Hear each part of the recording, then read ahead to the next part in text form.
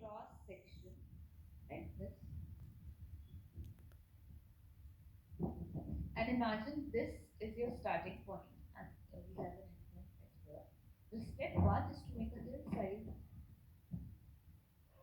a hill shaped arc like this on the top.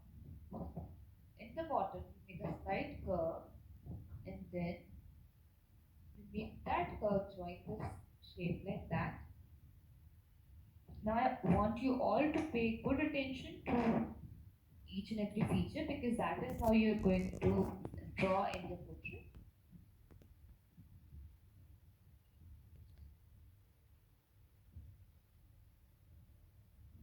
Once done, we have to divide our eyeball and a slight pink part that's at the end of our eye.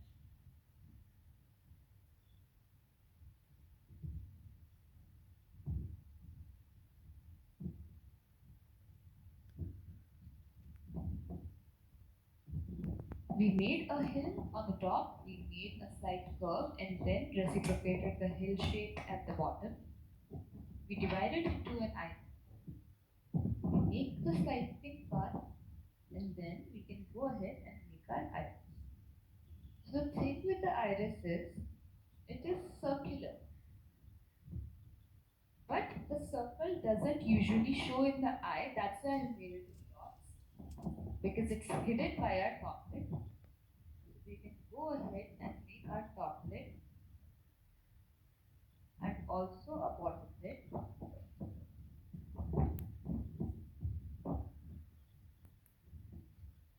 Inside the iris, we have a pupil. Pupil is the black, completely black center of our eye.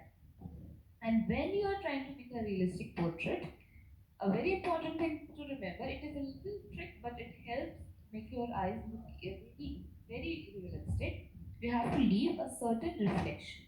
A reflection is a bean-shaped design like that, just like that, and then we leave the reflection. So we have made our iris, our pupil, some reflections. And for the bottom lid, we are going to make a very slight line that outlines it like this.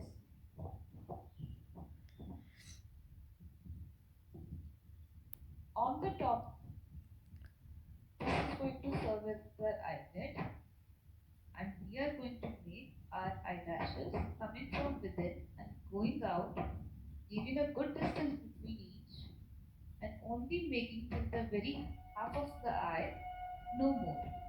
And you can fill them up a bit if you feel like the distance is greater. You make the eyelashes. On the lower lid, we also make some eyelashes.